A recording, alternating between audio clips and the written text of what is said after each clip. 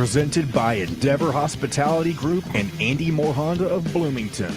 Looks over the middle, second guesses, fires, throws. Does he make the catch in the end zone? Yes! Touchdown! Oladipo to win it. Another one! He got Another it! one! Another Oladipo! one! Huge hole! He's at the 30! He's gonna go! 10, 5, touchdown! Jonathan Taylor! Galloway finds Rob Finnessy, who fires the three, and He hit it!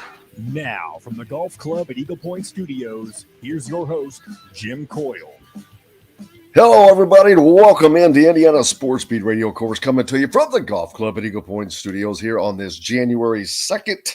Happy New Year to everyone. Dustin Schutte with us as always as our co-host from Insider.com, and John, the producer, back behind the wheels as well. Wishing everybody a Happy New Year. Happy New Year, sirs. Happy New Year, and what a way to bring in the New Year too, Jim. Did you those bowl games we got on New Year's Eve? My goodness, how fun was that?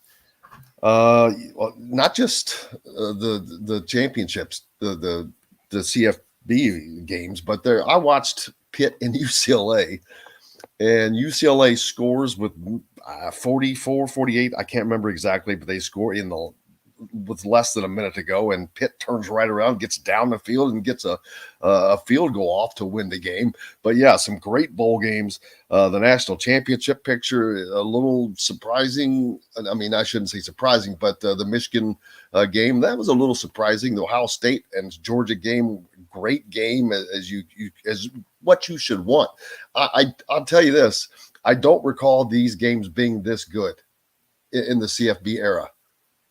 No, I think that for the most part, I think I saw a statistic where, and I don't know if it's all the games or if it was a subset of the ones that have been played, but basically the average margin of victory in the semifinal games has been 21 points.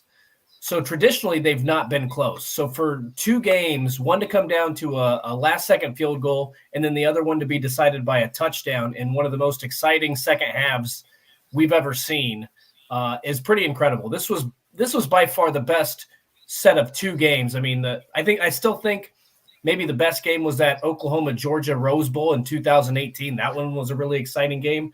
But in terms of having two really good semifinals, this is the only time we've ever had something like this. It was incredible football. Yeah, lots more to talk about in regards to that. Of course, lots of basketball to get to. Indiana's still off until the 5th is when they will travel to Iowa, but Purdue in action tonight as they'll be hosting Rutgers. Number one, Purdue, I think they're 13-0 now. Indiana women's team picked up another win over the weekend, this one in overtime yesterday as they finished the game on a 14-0 run, 12-0 run in overtime to win that game. But just a lot going on. The Steelers, how about the Steelers? They were once 2-6 this season, and Mike Tomlin did an unbelievable job, got them to 8-8. They have a chance at making the playoffs.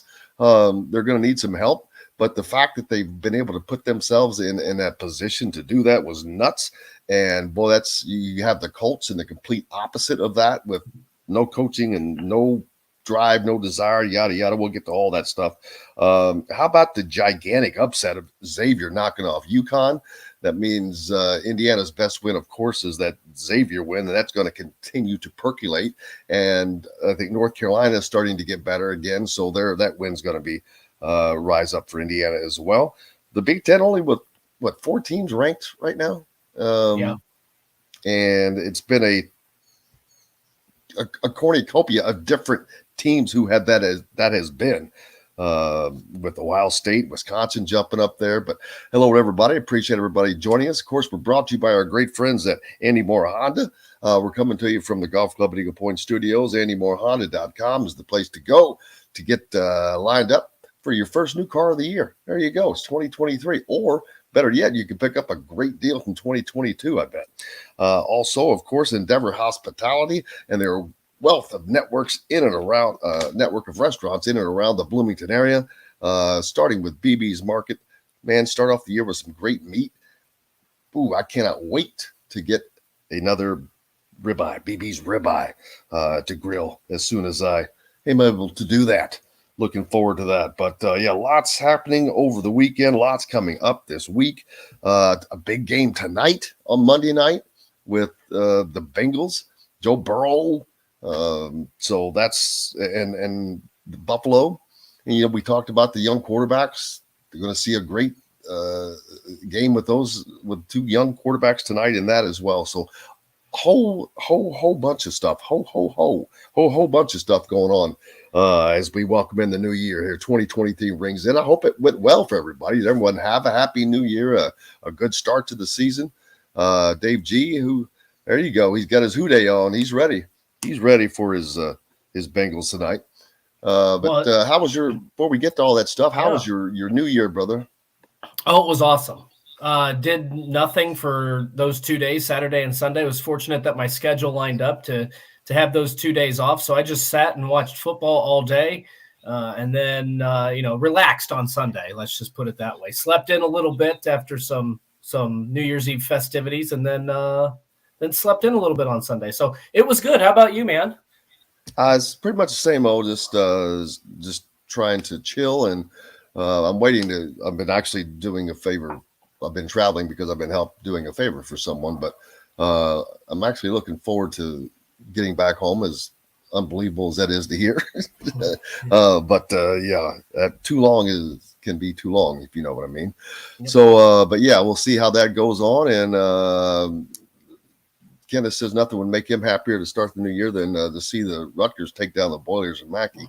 Well, that's going to be a tough challenge.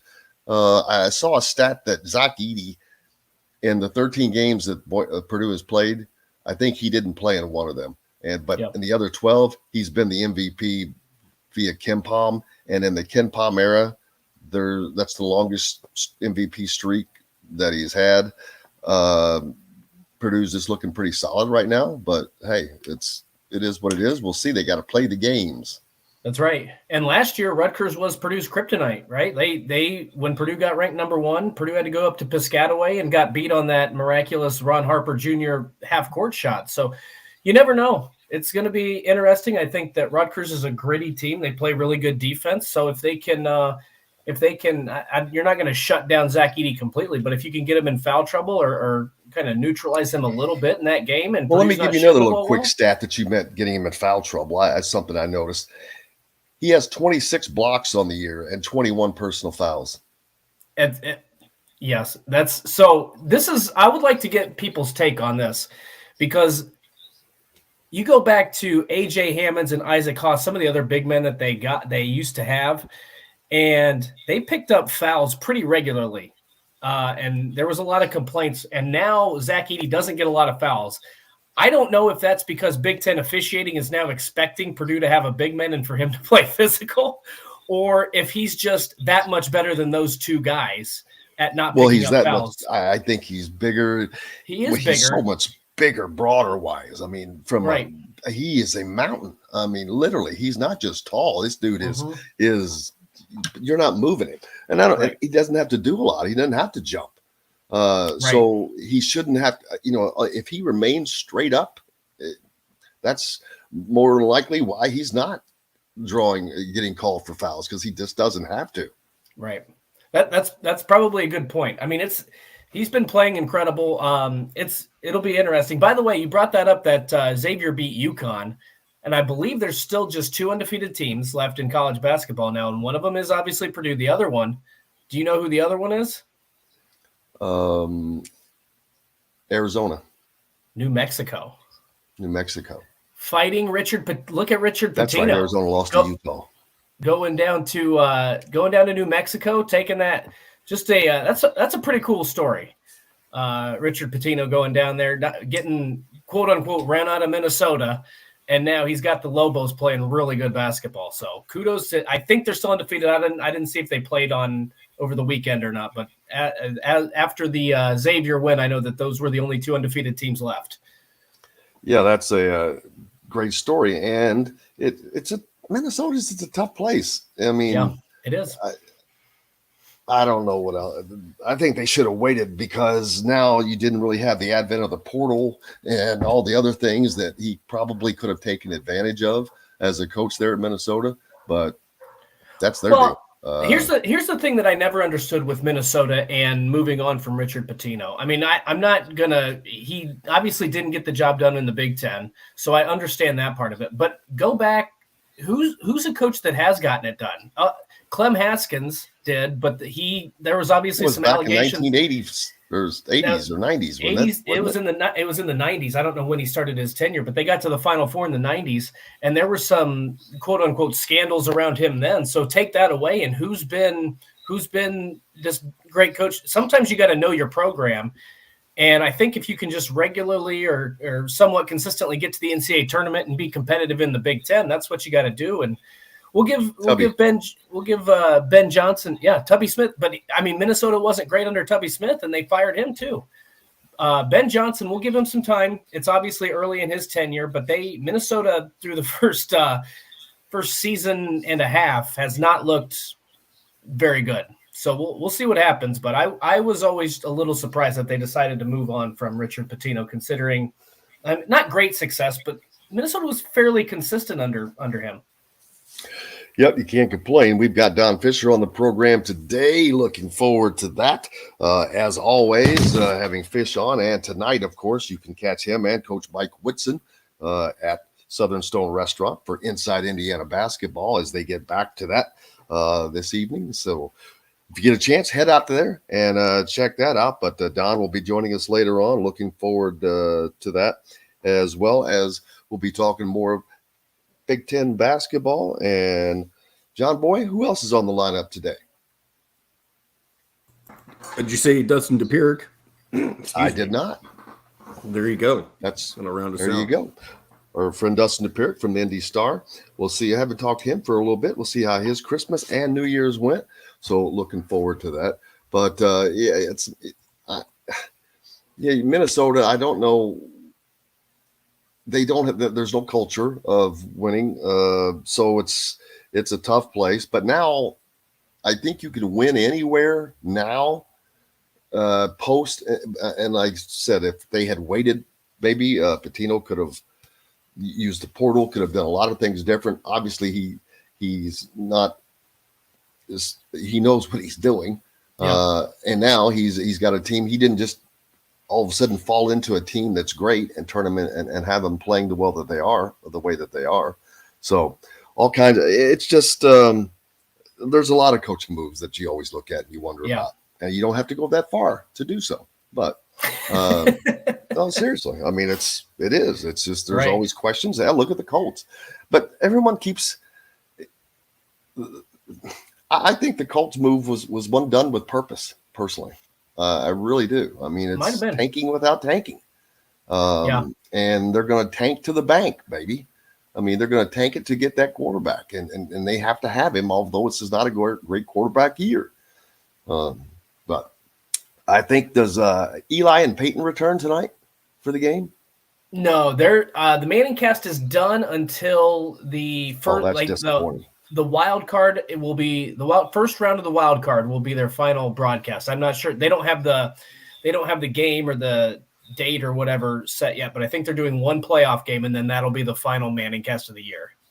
Well, that's disappointing. But what's not disappointing is we've got Don Fisher coming up next here on Indiana Sports Beat Radio, brought to you by Endeavor Hospitality and Goteen. Don't forget, you can pick up Goteen at BB's Market or order online at goteen.com. Back with more Indiana Sports Beat Radio right after this. We'll be right back to the Golf Club at Eagle Point Studios for more Indiana Sports Beat Radio with Jim Coyle, presented by Endeavor Hospitality Group and Andy Moore Honda of Bloomington. All right. Oh my goodness. This is a hard Monday. It's the first Monday of the year. It is. It's a hard one. Tough. We got bowl games today. Rose Bowl today. Were you hoping I would say no show today, Jim, when you texted me yesterday? Because I thought you were going to get mad if I did. So I just said, yeah, we're doing a show. If Don wasn't on, okay, there's a good chance that we wouldn't have had a show. That's why I was like, I can't push Don back again. We'll just do a show tomorrow. No, that was the thing. Obviously, we talk more than just IU, but the fact that Indiana hasn't played in almost 2 weeks. That's what I was going to say. That's the big thing, is that Indiana has not played a game, and that makes it very difficult. I don't know. I'm sure it's happened, but I don't know a time in my lifetime where there's been this big of a gap in games for Indiana men's basketball. And especially when everybody else is playing. Iowa lost again last night, by the way. They got beat by Penn State. Someone mentioned that I'll pull that up. They were down by 18, almost made it back. Yep. Penn State's not bad. No. Shrews has got it rolling up in Happy Valley. Whatever happened to did Pat Chambers get fired, or did he move on to something else? What happened? I think he got fired. I think he technically stepped down, but I believe there was some suggesting that he stepped down. But there also something else that had nothing to do with basketball? Yes, there was. Okay. There were a couple ugly allegations, so he stepped down right before the start of the season, like in 2019 or 20. It was like 2 weeks before the season started.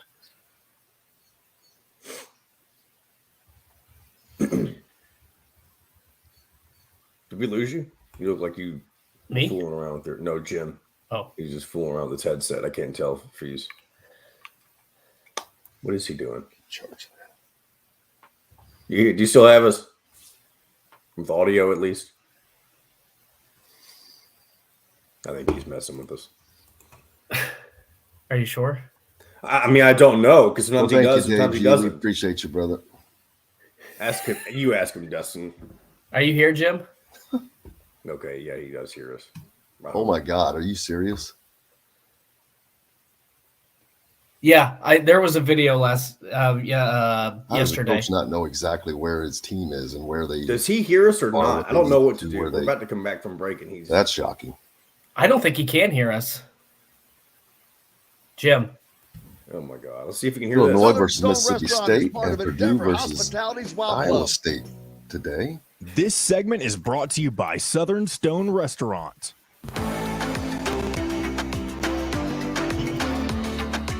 Now back to the Golf Club at Eagle Point Studios for more Indiana Sports Beat Radio with Jim Coyle, presented by Endeavor Hospitality Group and Andy Moore Honda of Bloomington. What's the fastest you've ever been on a boat?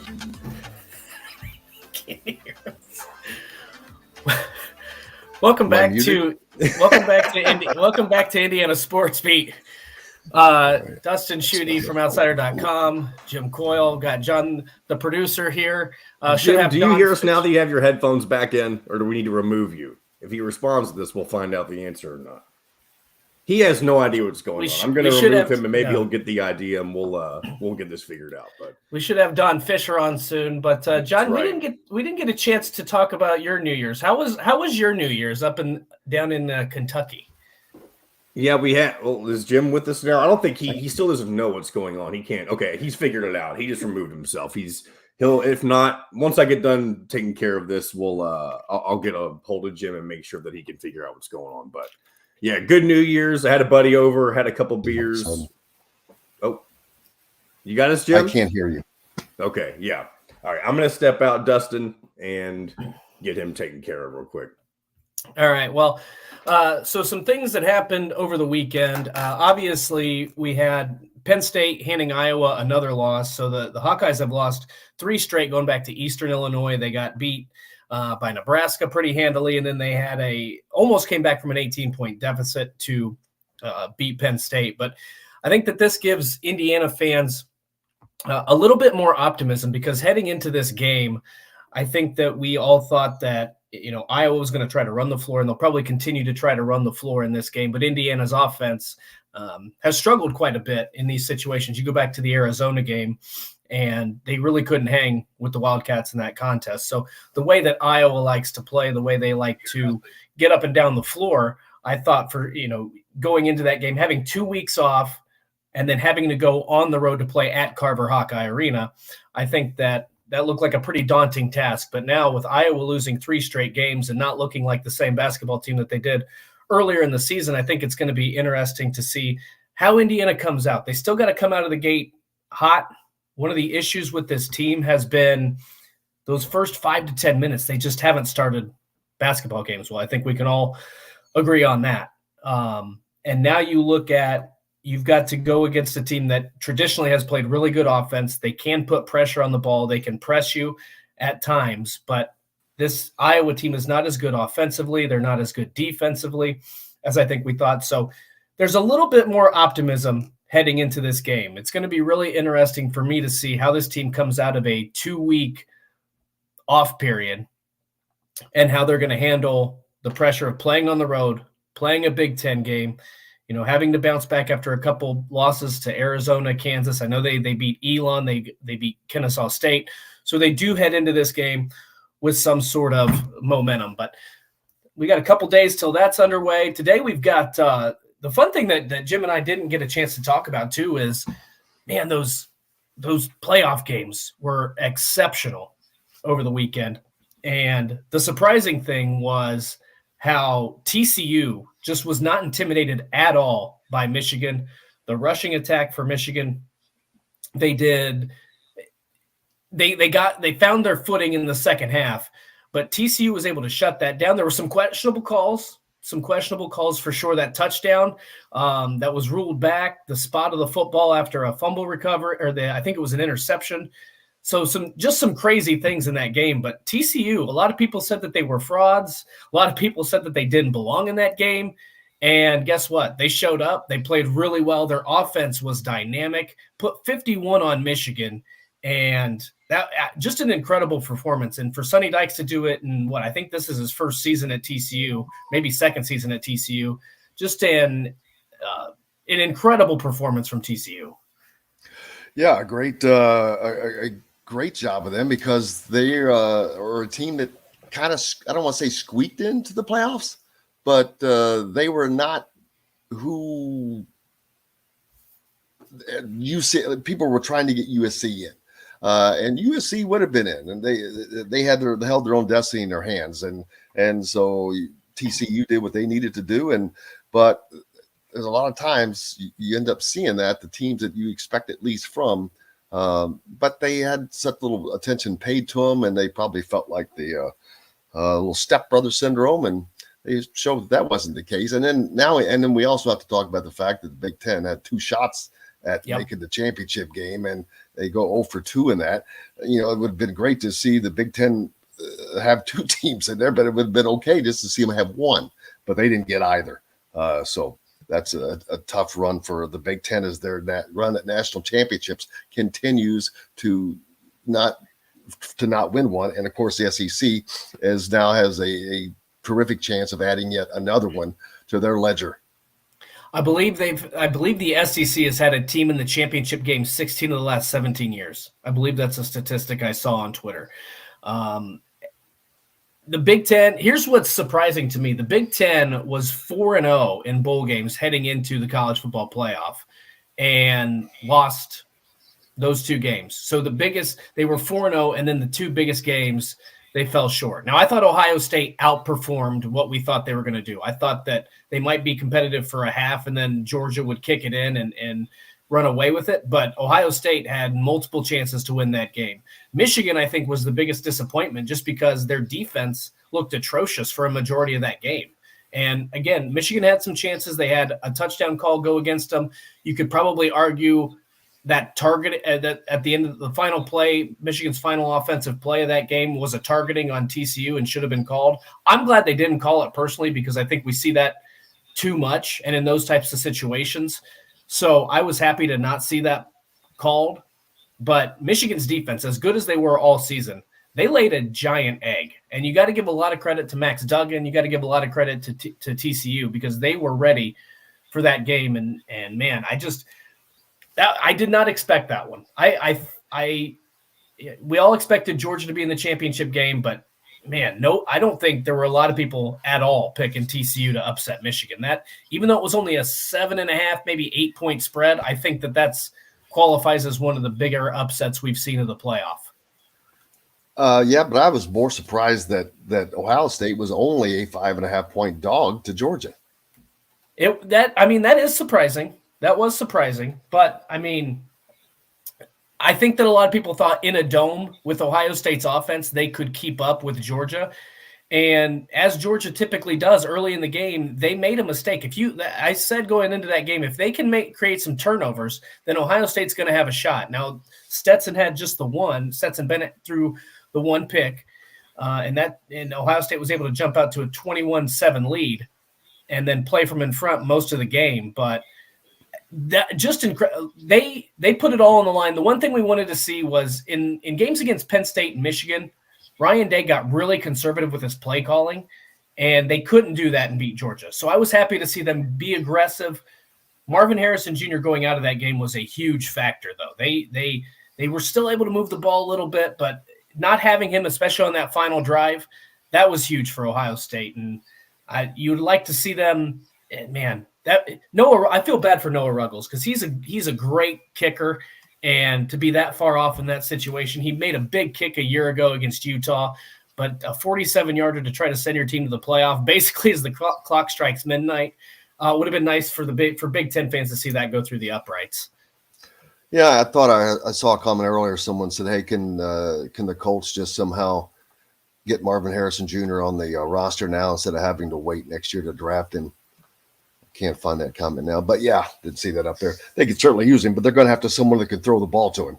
They got to get somebody that can throw the ball to him first, and then they got to get someone that can block for the guy that can throw the ball to him before that. So the Colts they've got a lot of things to take care of. They really do. They've really looked bad. I know we're switching subjects here, and I didn't mean to do that, so let me stay off of that. But it's just easy to get distracted, but yes, you're right. I agree with you. But I'm just happy that we had great games. Yes, I am happy too. that we had great games, good games to watch. But and I expect nothing less from Georgia TCU. I mean, that's a matchup that you don't see. And I love the comment. Oh my God, who made the comment? It was a Big 12 coach. It may have been Sonny Dykes. I can't remember. I don't know that it was, but was throwing a little shade at the SEC, saying, well, you're not going to catch a Big 12 team playing the Citadel in week 10 or 11. Said, oh, yes, it was Sonny Dykes. We caught Texas. Yeah. So, and what he's referring to is the fact that the SEC still only plays 8 conference games on their schedule out of 12, which means 4 times they're generally playing putzes. Right. Not always the case, but that's – I mean, you're 2/3 of the way to bowl eligibility right there. Yeah, I mean, that's one of the things that's always this is something that I think is a factor in when it comes to the college football playoff and the national championship and a lot of other things is the fact that the SEC only plays 8 conference games. And then not only that, but usually late in the season, there is that what they call cupcake week. And not every SEC team goes that route, but a lot of teams play an FCS opponent or a lower, a Conference USA or Sun Belt opponent. And the thing I would say is it makes a big difference when you play another conference game against Power 5 level of competition, even if it's not good Power 5. If you play a Power 5 team, those guys are getting scholarship offers, the competition, they're bigger, they're stronger, they're faster. It's not necessarily the outcome of the game. It's the toll it takes on your body. And so for the Big Ten, traditionally to play 9 straight, or, it's probably 8 straight weeks because a lot of the schedule gets broken up now. But to play 8 straight weeks, basically, of Big Ten football, and for the SEC to play one less Power 5 team, and then for them to insert an FCS or lower tier bowl game near the end of the season, a lot of those guys get it's extra rest, basically. It's an additional bye week. So that's why there needs to be the 12-team playoff will offset this a little bit, but there needs to be some sort of standard measure for conferences to play the same number of conference games. Well, I agree with that 1,000%, and not only am I the person that agrees with that, also it's Penn State coach. I'm drawing a blank on his name right now. James Franklin talks about it almost every year at Big Ten football media days, and I agree with him. It's how can you can't have this national playoff, and I agree with you that the 12 game will offset it some, but it should be the same. You're playing the same. It's not like you're playing the Premier League and different leagues in soccer. It's the same freaking league here. Right. There should be one set of rules, period. The conference is, and the part of that's on the Big Ten. They made this decision to do this. Has it been helpful to the Big Ten? How has it been? And if it's so, how has it been helpful? The checkbook would be the number one way it's been helpful, but in terms of national championships, it hasn't. In terms of getting to the college football playoff, it really hasn't, because for 2 years there in 2017 and 18, the Big Ten didn't get credit for playing that extra game. And a lot of times, so by not playing in those other bigger games, does it really help the checkbook at the end of the year in the big picture? Well, look at they've got that $7 billion or whatever the number is, $1 billion deal per year with Fox and CBS and NBC now. So I think it does, because the conference is raking in money, and for a long time they basically kicked the SEC's ass in that regard. But the SEC continued to get national championships. So it probably depends on what you value. And look, they were still playing in high level bowl games. So I don't want to say the Big Ten did itself a disservice, because I think that's inaccurate, because it is winning in terms of the financial success.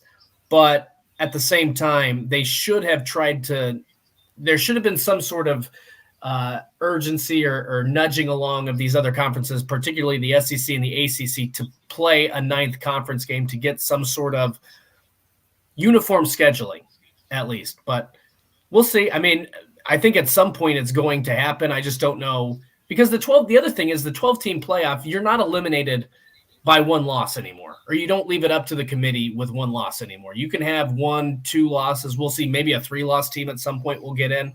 We'll see how that works itself out. But it's not as devastating to have a loss on your resume in a 12-team format. So maybe that helps with some of this scheduling. Maybe the SEC and the ACC do go up to 9 games because of that. We'll see what happens, but that's really where it needs to eventually get to. Yeah, and for those expecting Don Fisher, we were expecting him as well. I think we may have had a scheduling. Maybe he's taking the New Year's off, which I wish we were. I'm not going to lie. But we're happy to be here with you. But we do have to take a break. Dustin DePew is going to be joining us here up next, and looking forward to that from the Indy Star. Brought to you by our good friends from Southern Stone Restaurant, of course, where tonight at 7:05 you can find Don Fisher and Mike Woodson, the Indiana head basketball coach for Inside Indiana Basketball. They're at Southern Stone Restaurant. We're back with more Indiana Sports Beat Radio right after this. We'll be right back to the Golf Club at Eagle Point Studios for more Indiana Sports Beat Radio with Jim Coyle, presented by Endeavor Hospitality Group and Andy Moore Honda of Bloomington. Golfers, here's the deal. I sent Don an email asking if he wants to and if he's able to pick his time for the rest of the week if he's able to come on. And Dustin will be with us, because I already confirmed with him. I didn't want to have a second straight guest just not be here and me not be aware of it. That would really stink. You can focus one segment with Dopirak on the Pacers and then a different one on something else. We got to talk some IU basketball. Well, yeah, of course, but he is a Pacers beat writer now. I get that. Oh, yeah. Pacers and Colts on him. He does Colts too? No, but he knows the Colts. Oh, okay. I thought you just meant he covered both of them when you said that. Who is the Colts beat writer for the Indy Star? That's a good question. I forget his name. That's another great topic. Opt-outs. Hey, Dustin, how are you, buddy? That's right, Dustin. Good, Are you Jim. opting out of this segment? Dustin, John, how you guys? Good morning. Happy New Year. Happy New Year to you too. Merry Christmas. Merry Christmas also. Did you ask me a question, John? No, I was. Whenever Jim said opt-outs, right as the other Dustin came in, I said, "Are you opting out of this segment, Dustin?" Oh, gotcha. Oh, Right. mercy. Double D for the next 40 minutes. How was your weekend? Dustin, how was your weekend? It was good. Trying to think. Yeah, just got back went to South Bend for Christmas. I got back the 27th. Covered 3 games since. I think had a nice little New Year's at our friend's place. Got some things done. Watched the Steelers win last night. So How about the Steelers, man? Oh, that's right. You're a Steelers guy too. I forgot about that. I mentioned we were talking about them earlier. That the 2-6, 8-8. Then you got the Colts. They did a good job of beating bad teams. They're not a very good team, but they're okay. The Colts, however, are horrendous. Are they still in the playoff hunt? Pittsburgh? They're in the hunt. Miami and New England to lose. Okay. I didn't know if those pieces fell into place yet. Yeah, that's what it comes down to. So they needed – I can't remember what all they needed to happen. I think they needed the Jets to lose, which they did. Yes. And Miami to lose this – I knew they needed Miami to lose at least one, too. Yeah. Mm-hmm. Yeah, they needed Miami to lose. Not like Miami obviously lost to New England. So, yeah, they need Miami an extensive wine selection with a sommelier on staff to help you with your selections. Feast also provides a wide variety of cheeses, gourmet sandwiches, entrees, a coffee bar, bread, pastries, all made fresh and mouthwatering. Stop by Feast Market and Cellar today. This segment is brought to you by Remax Advanced Realty, Indie Home Pros team by Cheryl Sizemore. Now back to the Golf Club at Eagle Point Studios for more Indiana Sports Beat Radio with Jim Coyle, presented by Endeavor Hospitality Group and Andy Moore Honda of Bloomington. Welcome back, Indiana Sports Beat Radio, coming to here on this Monday. I guess stop, make sure I got the right day, even though it's right. Happy New Year, everyone. January 2nd, Dustin DePew joins us from the Indy Star. Happy New Year, sir, to you, the family, the dogs, everybody. Happy New Year to you too, Jim and Dustin. And MJ and Maxine and everybody else appreciate that. I think she's just waking up. She just sort of shook. So she's upstairs. I heard the chain ringing. So she is coming down with her hot takes that she has been holding on to for the beginning of 2023. And there's plenty of them. You're a Steelers guy. We talked a little bit earlier about the Steelers getting that last win in to go 8-8 after a 2-6 start. So no matter what, you got to give them congratulations, because the Colts fans would swap positions all day long and twice on Sunday. Yeah, for sure. I mean, obviously, a big part of that is being fortunate enough to have a smooth quarterback transition, basically from Roethlisberger to Pickett. I think Pickett's caught some flack this year, and I think you can reasonably look at it and say, I was just thinking of this last night, all right, what do you think of Kenny Pickett? It was obviously just like talking to my mom about him. And, I think he's solid. He's just, the issue is if you're in the AFC, you look around, and if Kenny Pickett's your guy, you got to realize that he's got to beat Pat Mahomes, Joe Burrow, Justin Herbert, Trevor Lawrence, and Josh Allen for you. And that's a tough deal. I don't know if you look at him right now and say you feel like you've got the best guy out of that group, and that's your AFC, for the foreseeable future, is those are the kind of guys you have to beat. But he can beat teams that can't score for you anyway. You can win games 14-10. He's going to make some smart plays, and that throw he made to Najee was just terrific. Not the whole play, the whole play. Has to escape a lot of pressure. The throw has to fit in this much of a window. If he gets rid of that thing any time later, at the tiniest fraction of a second later, and it's probably intercepted because you got the defender on the back end. He made a bunch of plays like that, especially in the last 2 minutes, but several throughout the game. He's very, very good at avoiding disaster, which is an important thing for a quarterback to do, as it does not seem like Colts quarterbacks do a very good job of avoiding disaster. No, and that kind of fits right into a conversation that we had last week, Dustin and myself, in regards to the quarterbacks of the NFL now. It's gone from being a league of veteran quarterbacks to a league of young upstart quarterbacks who are playing pretty damn well. But the fact that they are encompassing about 2/3 of the league, it's amazing. And then you talk about the throw to Najee Harris, great combo. Najee was he in his second or third year out of Alabama? So he's still younger, relatively young guy. But it's like the guys from college, well, they just have made the jump, and it's unbelievable how many we see that are playing so well. But that's the all-important thing to these NFL teams is keeping that quarterback, the quarterback at position lined up. Right. No, absolutely. I mean, and you know, you mentioned the college quarterbacks, and it is, you know, the final real payoff of the sort of spread revolution. Basically, just all the, you know, just wide open offenses, you know, shotgun, and, you know, just everything that they put on these guys' plates. And like, you're seeing the real payoff for that, and the, just, you know, like stupid, crazy, insane numbers that we've seen quarterbacks put up at the college level for years. You're finally seeing that, you know, really pay off at the NFL level. And all of these guys that you're talking about, Mahomes, Allen, you know, Burrow in particular. Burrow was just absolutely totally absurd.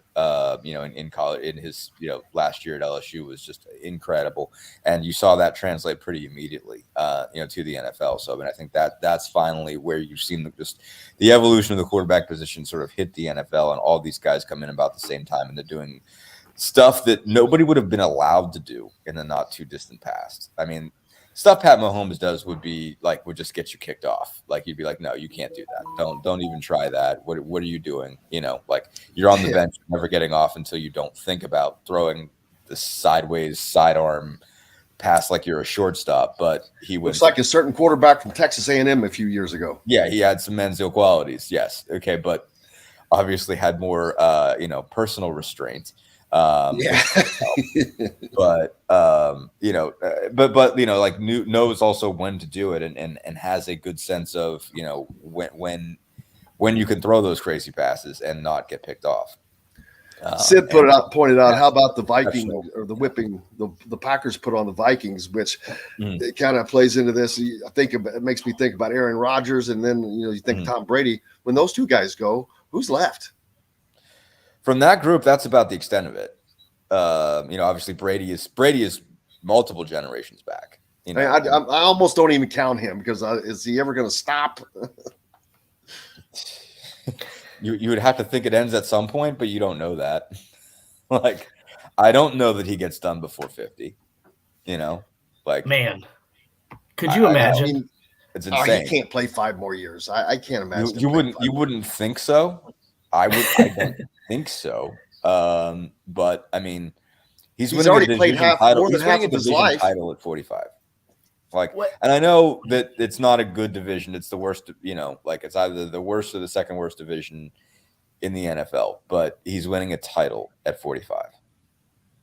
He's winning a division title at 45. Yeah. And what did he just throw for yesterday? I mean, like, I don't even know what he finished with, but like, one of his receivers had 207 yards.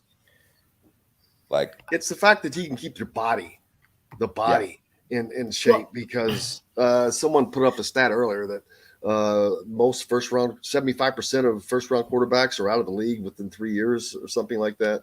3 or 4 years. It can't be that high. I was going to say that sounded a little bit high to me, but that sounded more like a running back stat to me, to be honest. Yeah, no, that sounds more like a running back stat to me. And there's not that many first round running backs for that to be the case anymore. I remember so high. Plenty of first round quarterbacks fade. Like, obviously they fade, or maybe it's total guys drafted, but there's no way that 75% of first rounders are out of the league in 3 years. Barely even play in 3 years. What's crazy to me is it wasn't that long ago, maybe 10, 15 years ago, that it was crazy to think this is a very different sport, but Julio Franco, who played for like 25 years in the MLB, wanted to play until he was 50. I don't think he actually got quite to 50. He got close. He was darn close. Mm-hmm. But I mean, football is just such a much different sport. Like, you think it's tough to keep your body in baseball shape, and I can't imagine football where you're taking hits.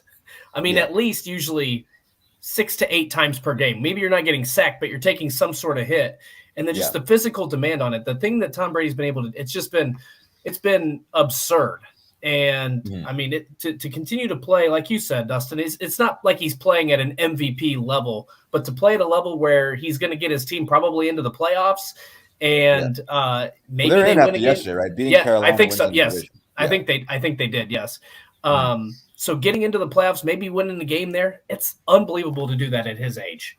Yeah, no, it's incredible, and he's the best that's ever done it, and I don't think there's any doubt about it. And he's and I guess the thing about it is there's a reason that when he was on the Manning cast last year, and they were like, "Is it past your bedtime, Tom?" He says, "Yeah, but I'm on here for you." That was the most. But every other quarterback views him that way.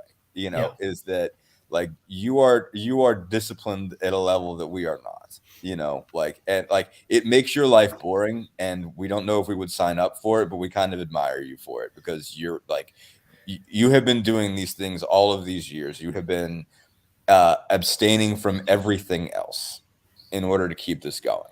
I wonder how many guys are in the league that are younger than his years of service in the NFL. A lot. I mean, so many. That's 19. I mean, he got drafted in 99, or was it 2000? I think it was 2000. Because he played I remember he beat Alabama in an awesome Orange Bowl. Yeah. And then that basically that he was in the next year. And it was incredible. That was a fun football game, I remember. And but he was in the league, and so it was 2001 was when he got thrown in for Drew Bledsoe. I think he had been on the team for a year at that point. So that's 2000. That's when I graduated high school. So there's enough time that I spend looking around and seeing these guys that are born then, or college players or early pros that were born then. I'm like, oh my God, I'm old. You graduated high school. But there's plenty. There's plenty. Basically, everybody that just got drafted, more or less. And everybody within the last 2 years, is people that are new, that were born after he was drafted. That's crazy. It's college football. We had a great round of bowl games, especially the college football playoffs. Couldn't believe how good those games were. But one of the things that has been really, really disappointing is the increasing number of opt-outs of players for bowl games. It is really wrecking. I've heard people this weekend say, well, they were Purdue fans. We were going to go to the game, but all these guys opted out, and we're like, screw it. So that's going to start, or I'm sure it already has started to affect attendance on bowl games, and how is that going to impact going forward? Although we have a 12-team playoff coming, are you still going to see it with those teams? Do you think? No. I mean, don't you have something to play for? Yeah, exactly. I mean, I get the annoyance, but on the same way, it's all right, for some of these guys, you're on the precipice of being a millionaire, and I'd love to be able to, but now obviously the other issue is with the NIL. Some of these guys already are millionaires, right. And I mean, there's obviously a back and forth. You're making a decision, and you don't know how it's going to affect how you're viewed, and because it's a dice roll. And I thought it was interesting, they had Nick Saban had his comment. Obviously, Bryce Young and Will Anderson did play, and there's a good chance both of those guys can be top 10 picks. And, they asked him about it, and he said, I think you create value for yourself by sticking and showing, by playing football. I mean, you can do all this. What are you staying healthy for? Is it just the combine? Or what are you preparing yourself for? Is it just the combine? Well, you're better off putting things on film. That matters more ultimately than the 4.4 you run at the combine or whatever. And he's right. But as soon as they showed that on SportsCenter, the anchor, and I can't remember which guy it was, the name of him, I would know it if I saw him, but he said, big caveat there, if you avoid major injury.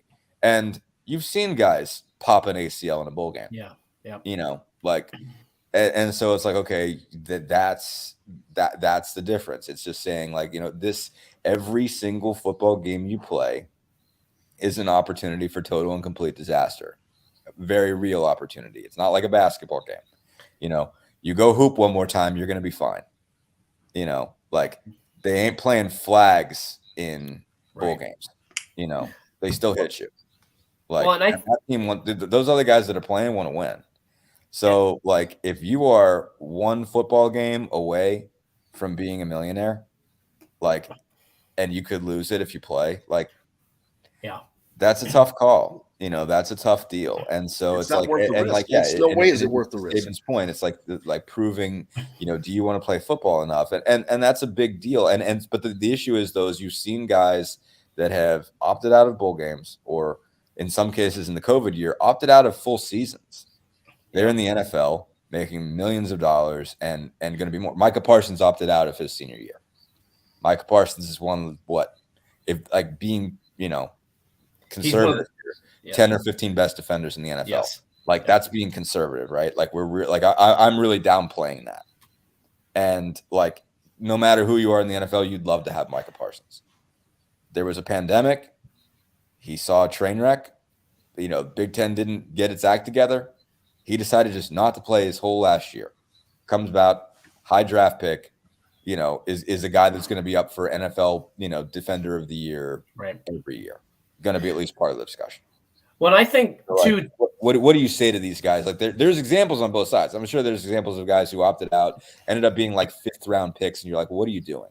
But in the same sense, there's guys who are like, okay, like they opted out, they're first rounders, they're millionaires, they're Pro Bowl guys, and they got to the NFL and said like, yeah, I really want to play. Like I was just on the precipice of being a millionaire, and I skipped the last step.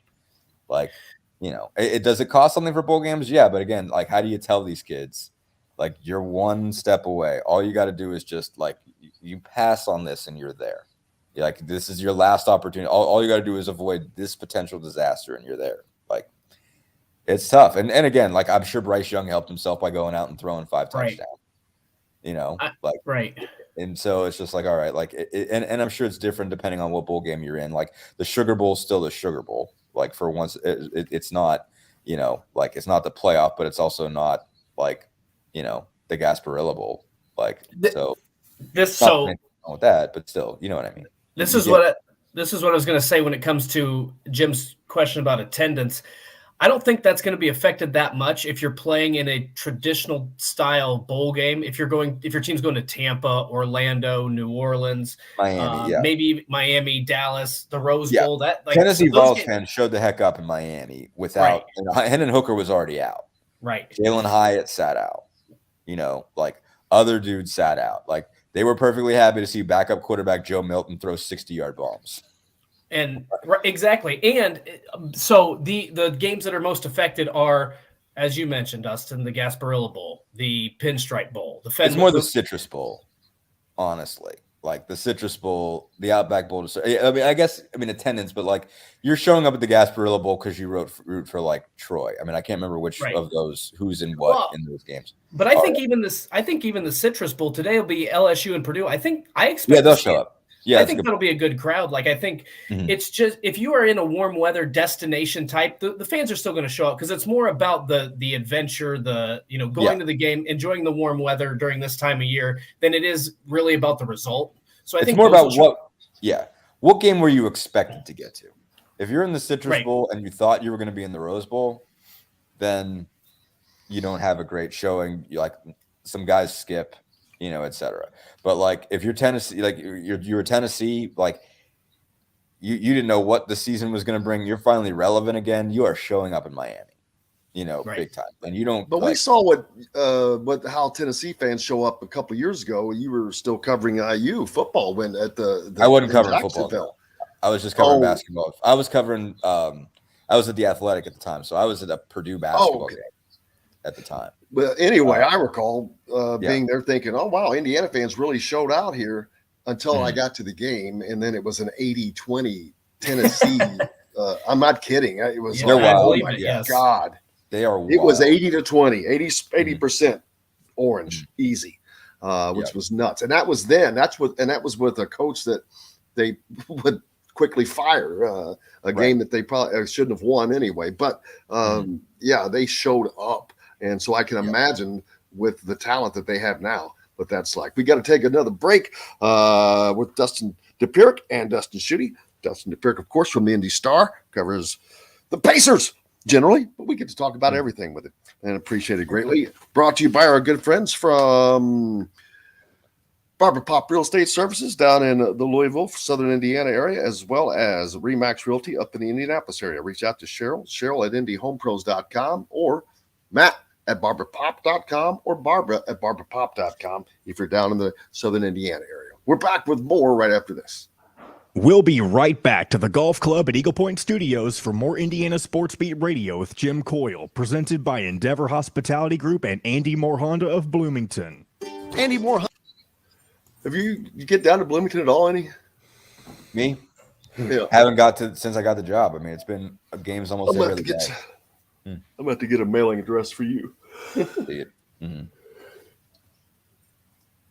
Speaking of, can you send me Chris Daenerys? Mm-hmm. Do you have his address? Send me. I need to send him something. Yes, I will. Chris, I see plenty. Chris, I see. I bet you do. Okay. You got another game tonight. Raptors. Yep. Are they at home right now? Obviously. Yeah. They're at home. They go to Philly on Wednesday. I won't make that trip. But then they're home for a couple more. Yeah, they're mostly home until the 16th. When they go on a 4-game trip. Milwaukee, Oklahoma City, Denver, Phoenix. Will you go on that run? Probably. They're in good shape, man. Every time, like for a minute there, when they lost to the Knicks, and they lost to Cleveland, the Knicks, I'm like, they might fade here. But then they went up 5 out of 6. Yes. Like, every time I think I'm going to bury them, you think it's going to catch up to them? But man, yeah. I mean, I think the ceiling for them is the 6. But still, that's way ahead of schedule. Yeah. Way ahead of schedule. I'm reaching the point that I can't see them not at least making the play-in round. Yeah, I think so too. You're seeing which is amazing. Brooklyn, you're seeing separation of the top 5 now. That it's like Milwaukee and Boston were already there. Brooklyn's gone nuts. Cleveland's just been steadily ahead of in there, and then Philly has made its run and got its separation. But it's really between the Pacers and the Knicks for the 6 right now. And then, they'll bop around with Miami and those teams. But, I don't see them falling below the teams that are, 10 and 11 right now. Washington and Chicago are too far back. Doug, I'd have to look at Purdue's schedule to look at their road schedule. Did they win last night? I didn't see. They didn't play. I thought it was last night. Tonight. They played tonight. Played tonight. Okay. Ooh, that's a great question. Let me look. I'd have to say, let's look at their road schedule. All right, here we go. Your doorstep once a week. That's right. It's the fastest, simplest, and easiest way to avoid decision fatigue. You pick your plan and pick up at BB's Market with no extra charge. So leave the heavy lifting to us and enjoy healthy eating with stocked meals in your fridge. Order online today at thefreshfork.com. Fresh Fork is a proud partner of WOW Network. This segment is brought to you by Feast Market and Cellar. Now back to the Golf Club at Eagle Point Studios for more Indiana Sports Beat Radio with Jim Coyle, presented by Endeavor Hospitality Group and Andy Moore Honda of Bloomington. Welcome back to Indiana Sports Beat Radio, coming to you here on this Monday, January 2nd. Happy New Year, everyone. Thanks a lot for joining us. We appreciate you. Hope you had a great weekend, a wonderful holiday season. And the year's starting off very well for you. It's starting off well for us because we have Dustin DePew with us, and we're always grateful for that. Purdue, man, they are running college basketball right now. They're at the top, 13-0. They play again tonight, taking on a tough Rutgers team, but they're at home. Doug asked a good question a minute ago. Who do I expect to hand Rutgers or Purdue their first loss? I'm like, I have to look at their road schedule because it's not coming tonight at home, I don't think. Not that Rutgers is not capable of winning. It's just I don't see them doing that at West Lafayette. It's they play pretty until somebody can really handle Zach Edey. A great stat I saw, Dustin. He has 26 blocks and only 21 personal fouls. That's incredible. He's been the Kim Bomb MVP of all 12 games that he's played in. And that's the longest MVP stretch of the Ken Palm era. That's incredible. It's like, and they're doing this with freshman guards. Yep. That's remarkable. It's remarkable how fast those two have come along. And like, I mean, I remember doing it. Like I did the story on Edey for The Athletic when he was recruited. And so like, I feel like I was one of the first people to kind of tell the Zach Edey story. And I'll never forget calling him and him being like, he said, like, I didn't just like not play basketball. Like, it's not like I didn't discover it. He says, like, I actively avoided it. Like, I did not want to play because I was tall and I knew everybody would just pigeonhole me to be a basketball player. And so I actively avoided that because I didn't want to be a stereotype. And then I showed up and I played basketball and I loved it. And I love that.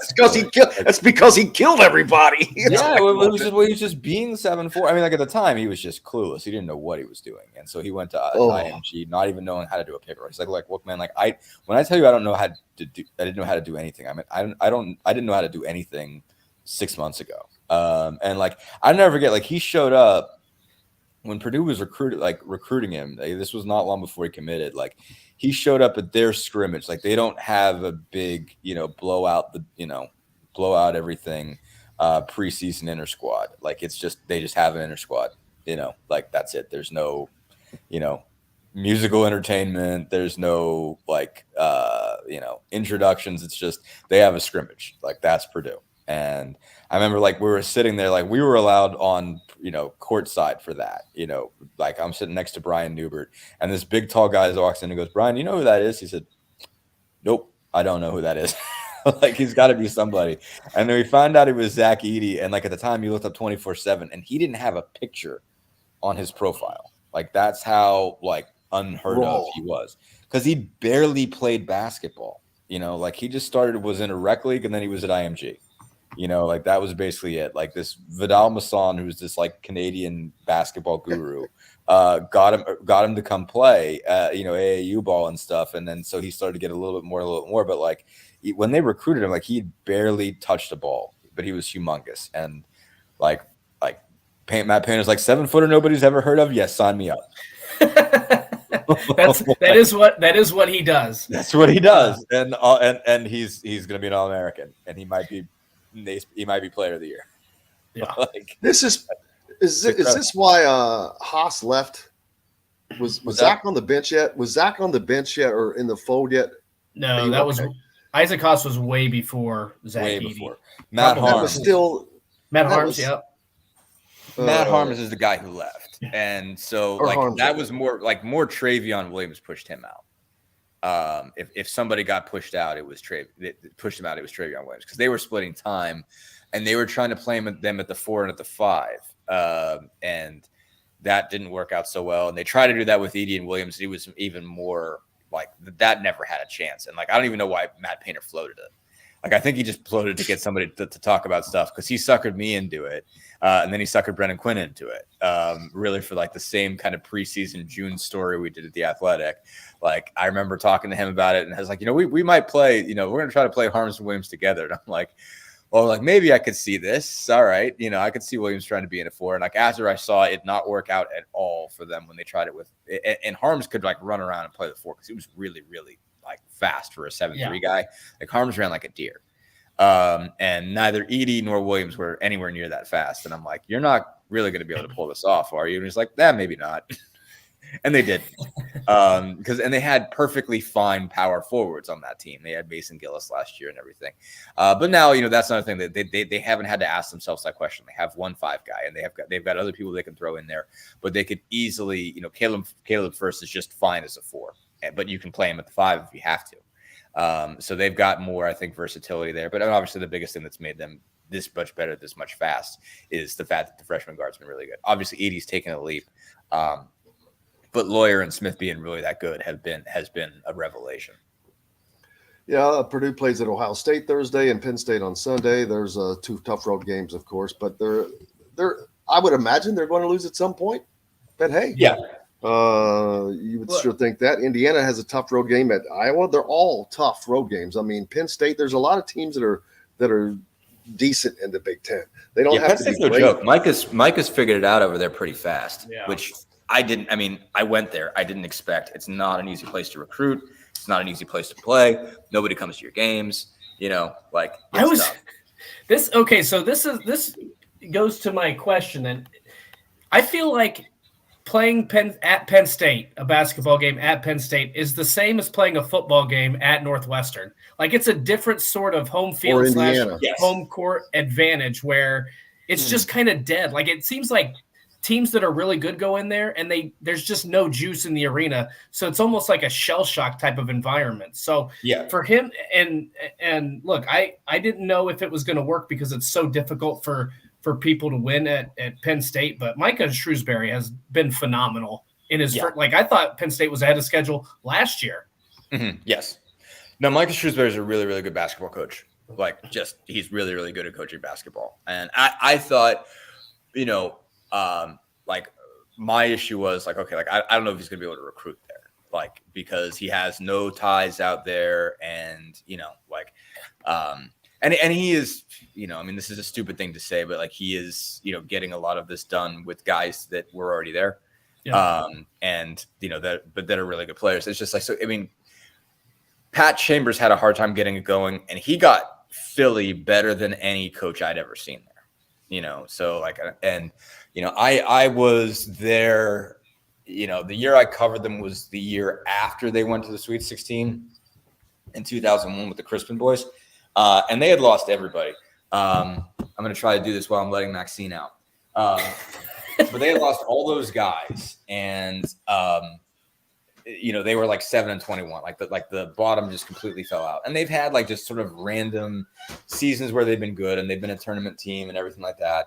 But like Chambers did the best job of getting like an actual pipeline from Philly, and it's not easy to do because you have all those other schools in Philly they can go to. And that's their city and everything like that. And then you're asking them to come out to this, sort of middle of nowhere place in Central PA. And if you're from Philadelphia, you know what's going on in Central PA around State College. State College is like an oasis of, civilization, and it is country really, really fast all around it. And so like you are going up in the hills, and it's like, okay, like, how do I feel about this? And obviously you can get them to get people to come play football there because they win and they, pack 100,000 seat stadiums. But it's like, okay, like you're going to go out in the middle of there, in the middle of nowhere. And like, you're going to be in this cavernous NBA style arena, and like 2,000 or 3,000 people are going to show up, and it is going to be just mass amounts of open seats. It's going to feel like low mass is the best way to put it. Like, they're just like, every time you're in the Bryce Jordan Center, you feel like this is for something bigger. But like, you're at a Big Ten game and you're like, okay, well, when are the big events, if not the Big Ten basketball games? Like, what is this arena for? And the answer is concerts.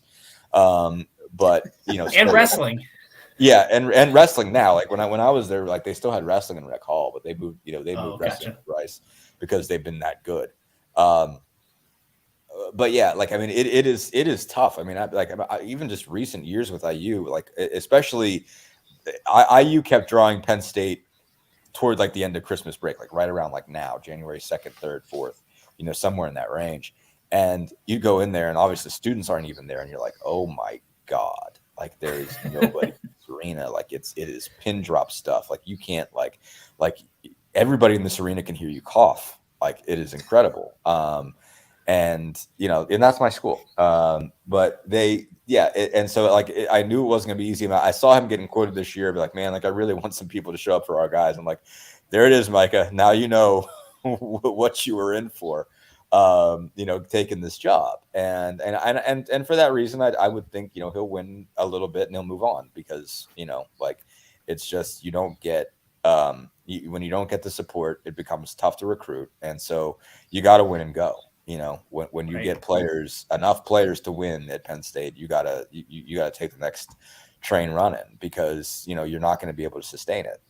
It's gonna be really, really hard to do no matter how good of a coach you are. And like I said, he hasn't had to, like he is recruiting, and I think he's doing a just fine job. But it's not easy. It's a tough road. And he got just enough good players that he's going to get a really good team. They're going to go to the tournament. I think I think they can make it. With Pickett, that'll do it. To that point, correct me if I'm wrong, didn't Ed DeChellis leave Penn State for like Holy Cross or something? Navy. Okay, Navy. Yeah, so that speaks to your point. Yeah. I mean, that job wore him out, and he had some really good years. He had the Taylor Battle teams and stuff like that, but I think he knew the bottom was about to fall out. Sure. It's just tough to maintain talent. Like you can build one good team. It's tough to build two. You know, like it's really tough to build too. And you know, like getting it rolling is like, and DeChellis had it rolling for a minute. You know, like he did, yeah. Gary Claxton and some of those guys, they won an NIT, you know, made a tournament, and it was just like, you know, I remember just being told like that he would show up at AAU tournaments and like look around and be like, I can't recruit him, I can't recruit him, I can't recruit him, I can't recruit him. And then it was just, I mean, I think he had some kind of military draw, which was part of the reason. You know, he might have had family or whatever, and he was like, well, I can't. The United States Navy, you know, called me up to coach their basketball team. I can't tell them no. And you know, like, so that's, you know, admirable and whatnot.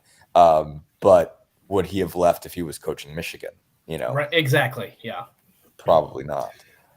Indiana, so it's a tough deal, but like, you know, but again, really impressed by what Mike has done. I mean, I obviously got to know him a good bit, you know, when he was coaching Purdue, and he's just like a super nice, approachable guy. You know, like I still, you know, like if I see him in an AAU tournament, he still will say hi and stop and talk and everything like that. And, you know, I think he initially liked the idea of, hey, you can rebuild here because nobody notices. Like, you know, you're third or fourth on the, you know, list of teams they really, really care about. You know, like they're going to be more focused on football, but then they're going to be more focused on wrestling and hockey and, you know, like they really care about that stuff down there. So you could really operate under the radar. But then you get good and you want everybody to watch you and nobody does, you know, like that's really what it is. I mean, they'll pick you up for maybe a few games in late February. They'll really care. And you know, like you get back to November and you when you're playing your bye games, I mean, nobody comes at all. So Justin, with Indiana losing Xavier Johnson, their senior point guard, and they've played with the lack of fight at times this year. Sometimes now you head into a league that is going to be nothing but fights because you're going to have to fight to win in this league.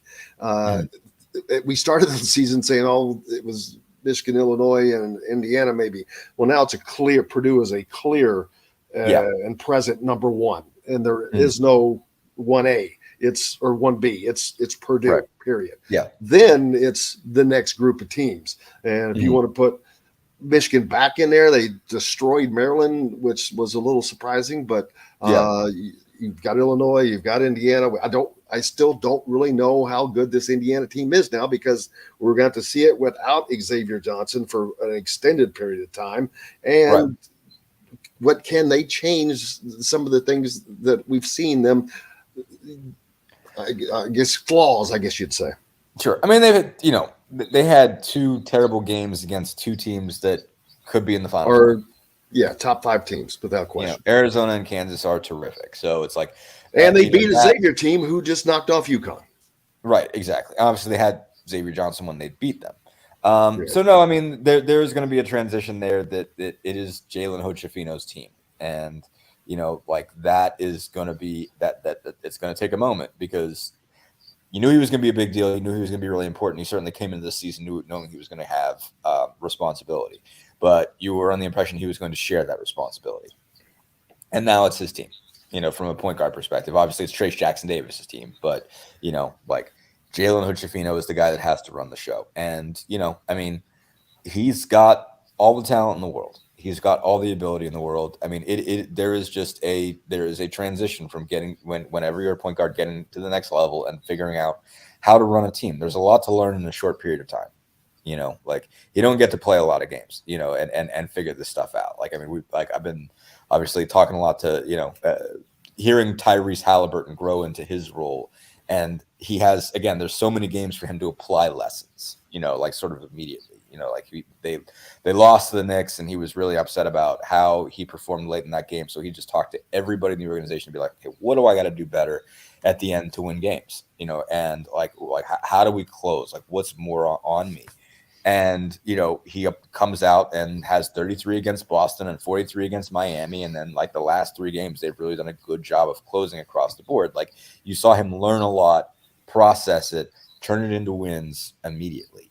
So, you know, Jalen Hood-Schifino has got some lessons, like, you know, like really two games against nobodies since Xavier Johnson got hurt. And then he's had like 2 weeks to sit and think about it, you know? And so it's like, okay, like what does he learn? What can he apply? I mean, he's going to pick it up.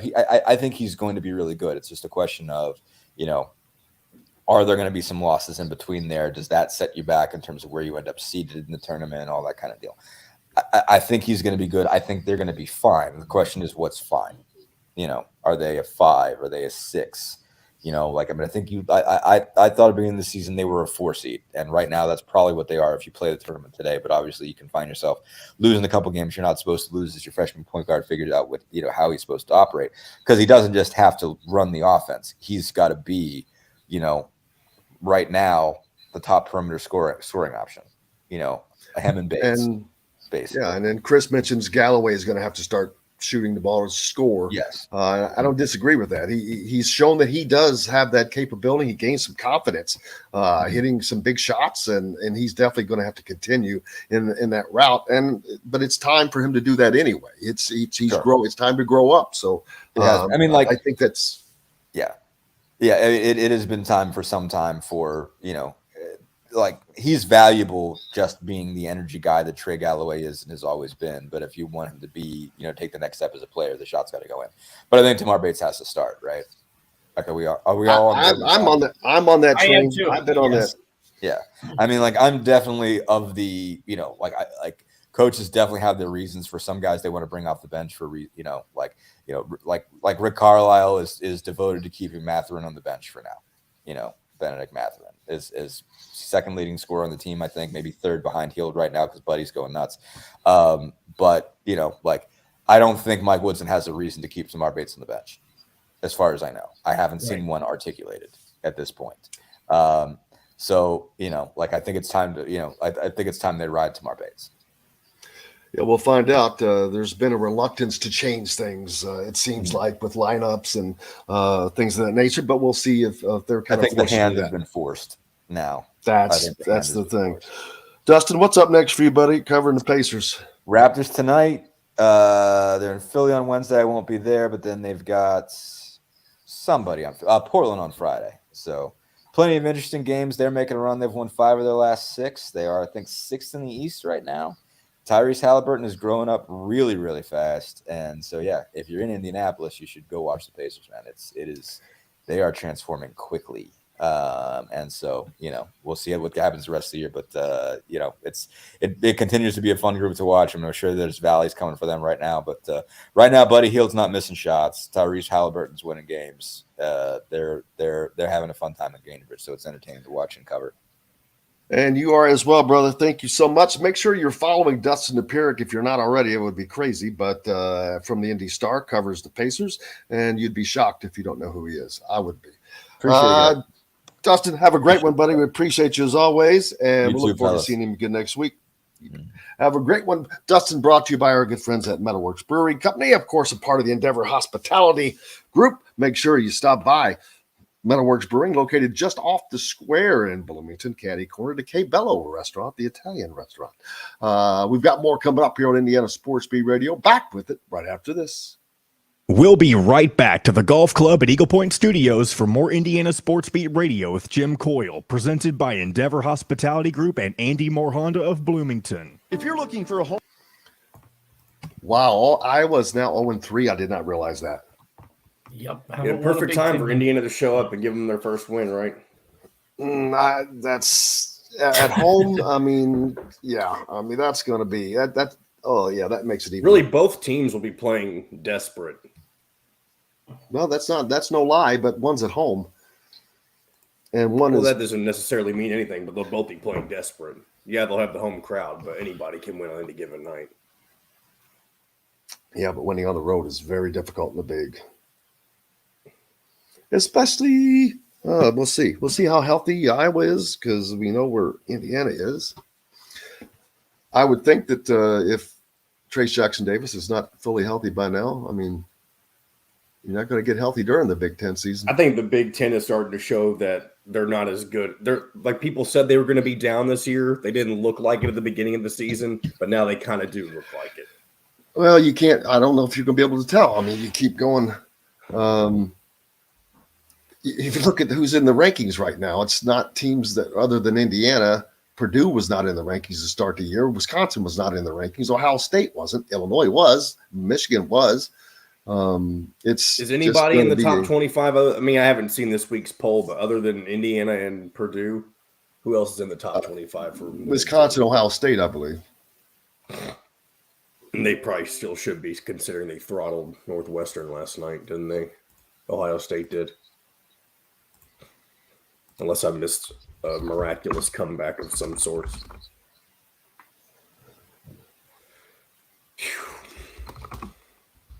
Yes, they did. Maryland got a butt whipping. Well, that was from Michigan, wasn't it? Yep.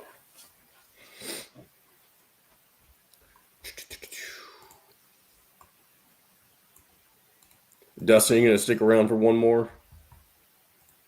Did he leave? Oh, no, he's right here. I'm right here. I can stick around for a little bit, but I might have to drop out at any minute.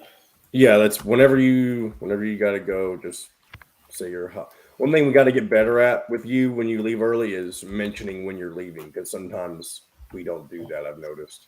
It's all good. I mean, you got to think about the radio listeners side of things. They're like, right. Where the hell's Dustin? Right, that's true. That's true. It's not your fault. I'm just saying we collectively need to do a better job at mentioning that.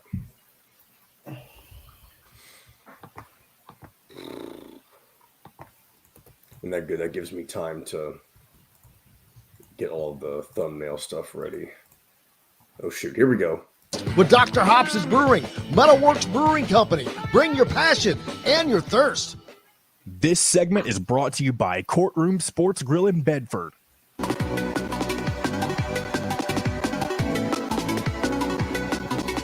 Now back to the Golf Club at Eagle Point Studios for more Indiana Sports Beat Radio with Jim Coyle, presented by Endeavor Hospitality Group and Andy Moore Honda of Bloomington.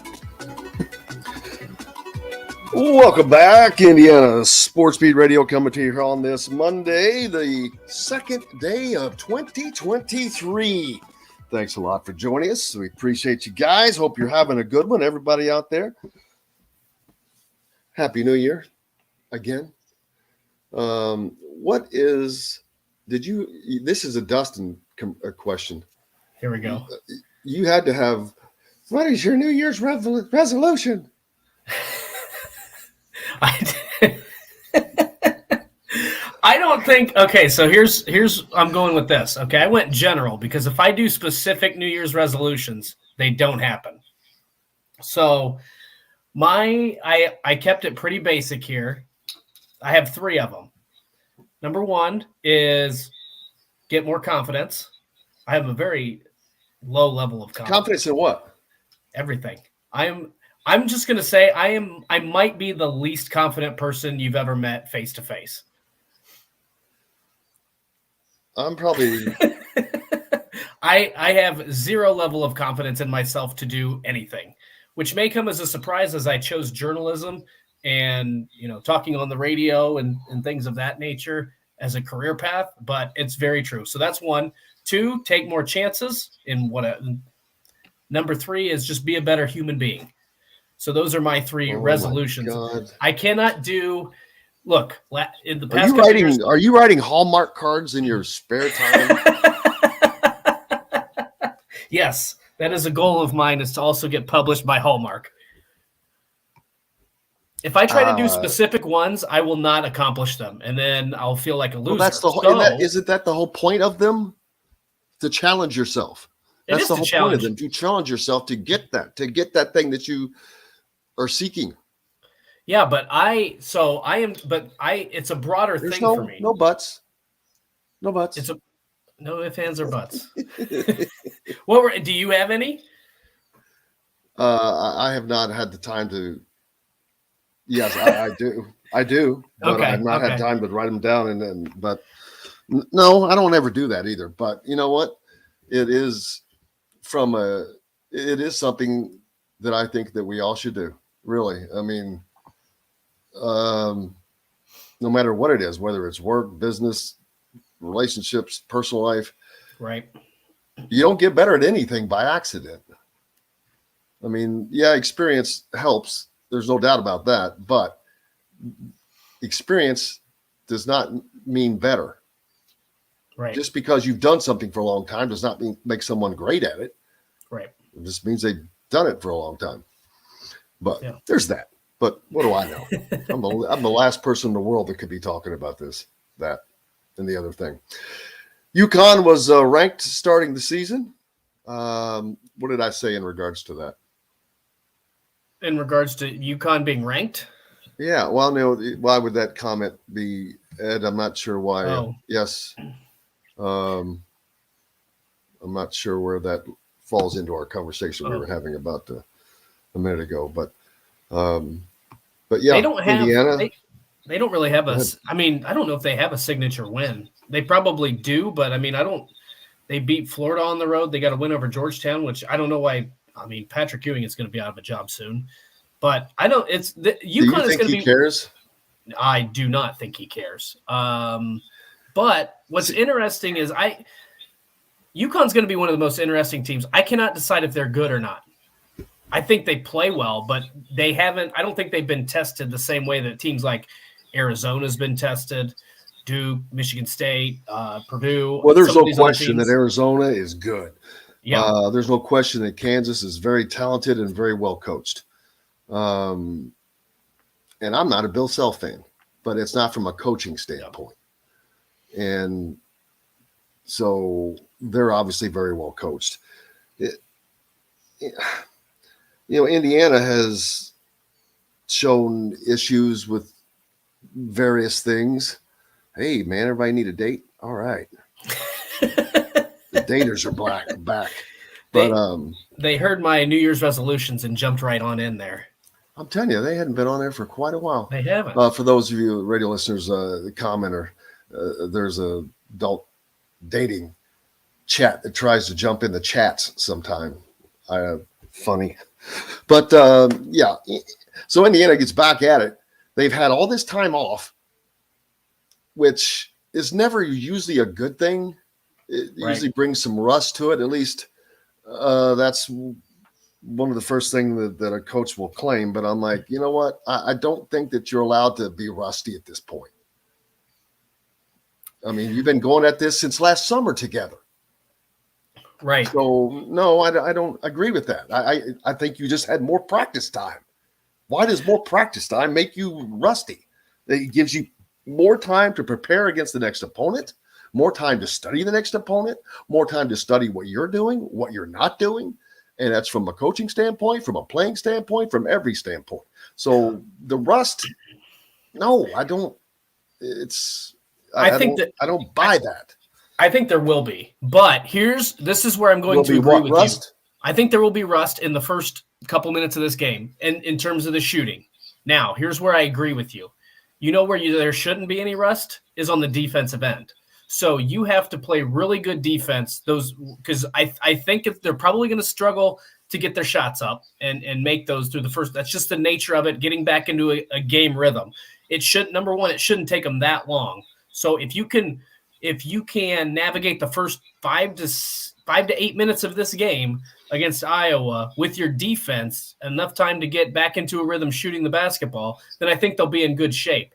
If their defense falls short, they can't allow the offense to dictate what they do defensively. We've seen that at times this season. If they do that, they're going to be in trouble against Iowa. If they get after it defensively, I think we've learned that Iowa is not the same team that we thought they were. At least these past couple of weeks, they haven't. So they haven't been. So it's going to be really interesting to me to see how this team starts the game defensively. Now, I could be completely wrong. Maybe they come out and they shoot lights out. That is a thing that could happen. But I expect it'll take 5 to 8 minutes for them to get into a rhythm shooting the basketball. That's why I'm more interested to see what they do defensively in that time span. Well, what about going up against a team who's 0-3 in the Big Ten? Right. They've been playing, but they've been losing. So I don't. Now you're going to go to Iowa, which I think that's going to be rougher because not only have you not played a game, but you're going on the road, which does not ever help in this league. But they haven't been playing well. They've lost. Yep. So why is that? Is that rust? That's not rust. So, no, that's just not. They're just not playing good basketball. I don't know what else to say there. And by the way, this game, I think the tempo should play into Indiana's hand, getting up and down the floor. I don't know. You don't think so? They play better when they're free flowing. I agree with that. It depends on the lineup. That's true. Yes. That's a good point. Yes. I agree with you. Caveat. Yeah. That last segment we talked about when we all agreed on starting Tamar Bates, and he didn't. I mean, the game is, the entire length of the game. So starting and coming in 2 minutes later, whatever the difference is, it doesn't matter. But why he's not in that starting lineup, the biggest thing for me, for Indiana, what it causes is right now them getting on these slow starts. I don't understand when somebody says, well, they just, that's what they do. No, it's not what you do. That means you just don't hit shots. You're not scoring. You're not succeeding at what you're doing. Right. Well, exactly. This has been my biggest issue. And we talked with Alec and Kyler, and neither one of them seemed to agree, if I remember correctly, that Tamar needed to be in the starting lineup. The thing to me is you've got to get off to better starts. And if he can light it up for you, then why not take a chance? Why not try to mix it up a little bit? Now, it's not like Indiana's broken, but they could benefit from better starts.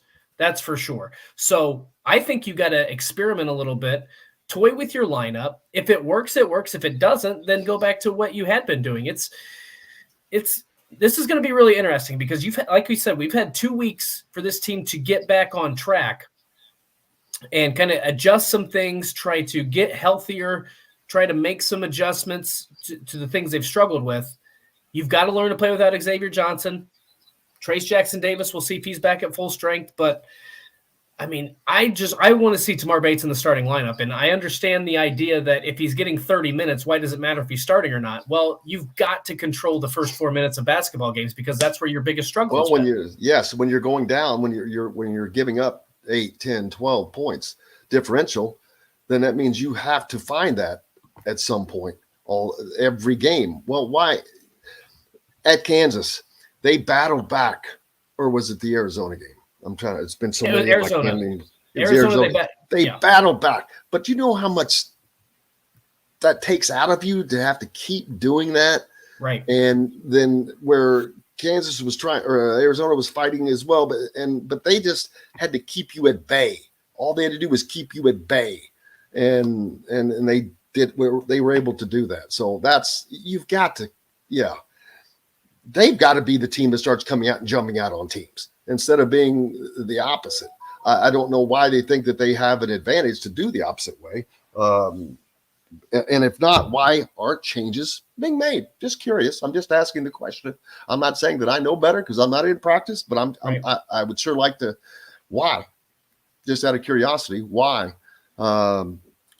Doug says they don't start the games with a sense of urgency. I haven't seen them many times play the games with a sense of urgency. There are too many games that they end the game without a sense of urgency. Right. It's almost like, we're beat, so don't do that. But this team has got to find its inner self, man.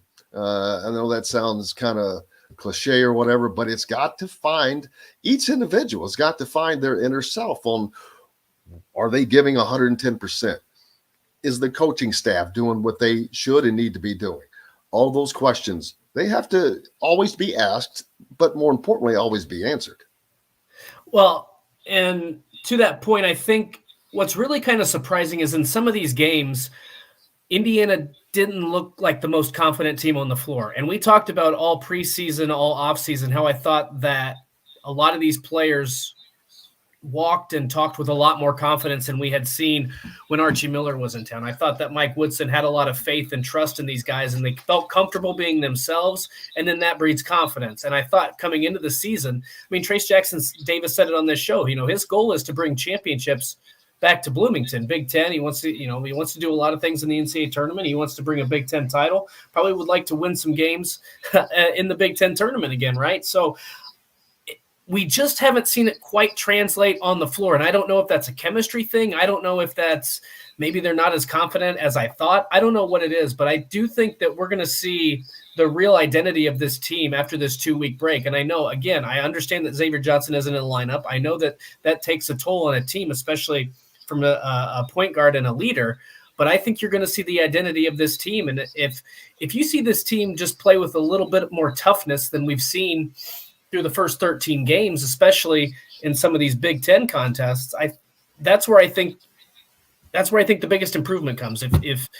If we can see a lot more toughness, if we can see more energy from this team, then I think fans will be happy. Maybe not happy is the right word, but they will be more.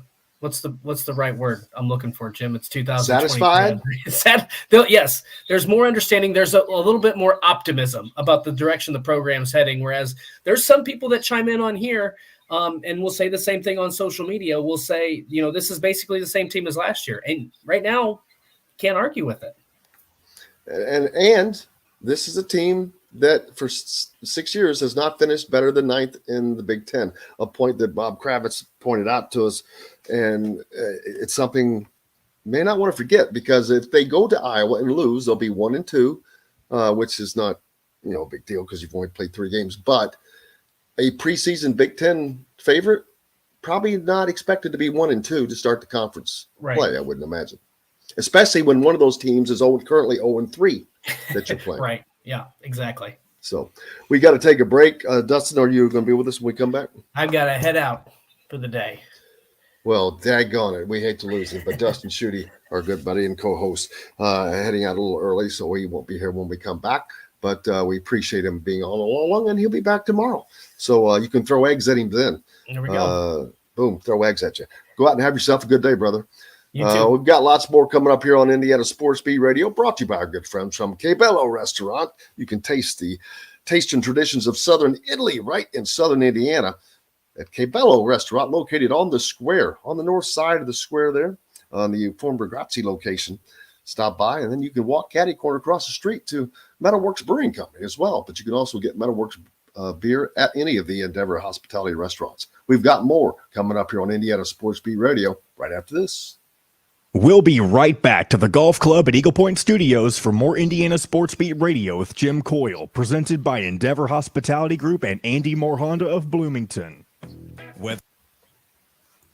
So are you wanting to tease a best of segment coming back here? I know that's kind of the gist of what I got to text. If we have it, if we could do that for the radio side, we could. Yes, I'd love to. Yeah, I have plenty of them in my arsenal of best of segments. All right, then all you got to do is, since we already went to break, we'll come back from break.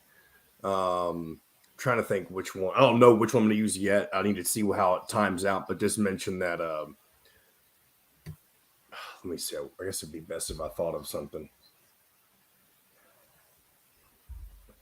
Because I'll have to go through and see which ones make it time out correctly. So maybe just say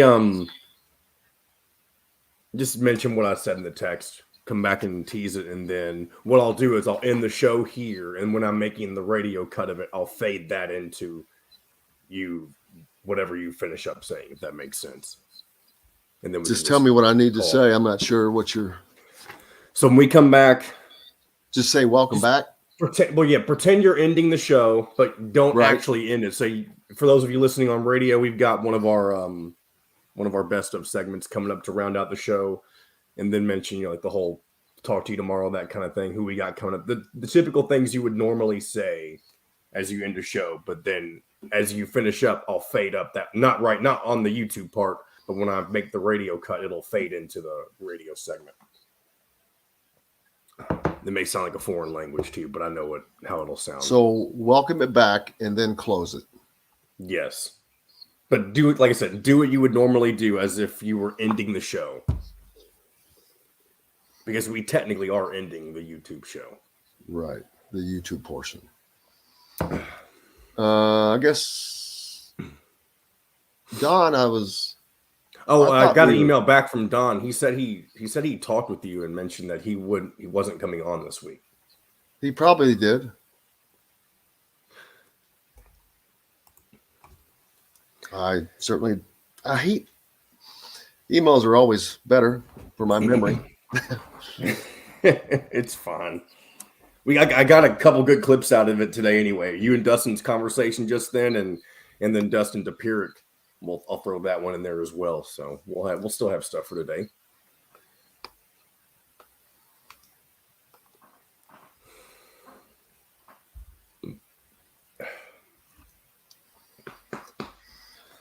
Holy smokies. All right, we're back in 30 seconds. In Bloomington offers a variety of freshly made fare, tying their roots in limestone with their love of Southern eateries. With quality, local, and organic food as their main focus, Southern Stone strives to always provide their guests with an exceptional dining experience. With weekly specials, quick, attentive service, Southern Stone Restaurant provides delicious 5-star comfort food with a Southern charm at 2-star prices. Southern Stone Restaurant is part of Endeavor Hospitality's Wow Club. This segment is brought to you by Bubba's 33 in Clarksville. Pizza, burgers, beer. Now back to the Golf Club at Eagle Point Studios for more Indiana Sports Beat Radio with Jim Coyle, presented by Endeavor Hospitality Group and Andy Moore Honda of Bloomington. Welcome back, Indiana Sports Beat Radio here on this Monday, January 2nd. Welcome to the new year. Appreciate everybody. As always, we love you guys. Coming up tonight, a lot of B's, man. Bengals, Bills, and Bowls. Bowl games. Oh, I can add one more. Bengals, Bills, Bowls, and basketball. How about that? So it's a BBBB. BBs. Can you watch the games at BB's Market? Not today, probably. Oh man, because the the Bengals will be off by the time, or on by the time they're not. I think they close at 8. I believe. Oh, and Doug and Becky Bradley say and beer. There you go, and just keep adding it, man. It's a great day for all that. So yeah, you got to have. You can watch bowls. You can have beers, watching bowls and basketball, and then the Bengals and the Bills. How about that? What a day for the letter B. And then, of course, we ended up on ISB. Just kidding. Hey, man, thanks. Huge thanks to everybody, as always. Dustin DePew, of course, joining us from the Indy Star today. Covers Pacers, but we get to talk about everything with him. Former beat writer for the Hoosiers and amongst everything else. Of course, Dustin Schutte, our co-host, always thankful to have him along. Bratwurst, a man of mission. We could have bratwurst. Robert, good one there. Man, we could just go all day with that. Looking forward to tomorrow. Mike DeCourcy. I'm sure he's very excited about his Steelers. See how they're doing. Look forward to talking with him as always. Dustin will be back. Chronic Hoosier. So another big show tomorrow. Looking forward to that. I hope you guys have had a great holiday season and a happy new year.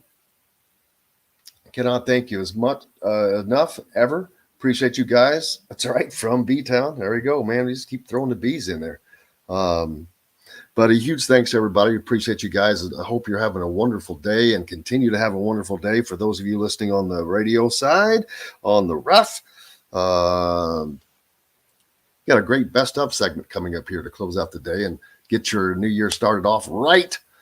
But we're back tomorrow to do this all again. Big thanks, like I said, to everybody and John, the producer, for keeping us between the white lines. But for all those guys, and until tomorrow, I'm Jim Coyle. I will see you on the radio.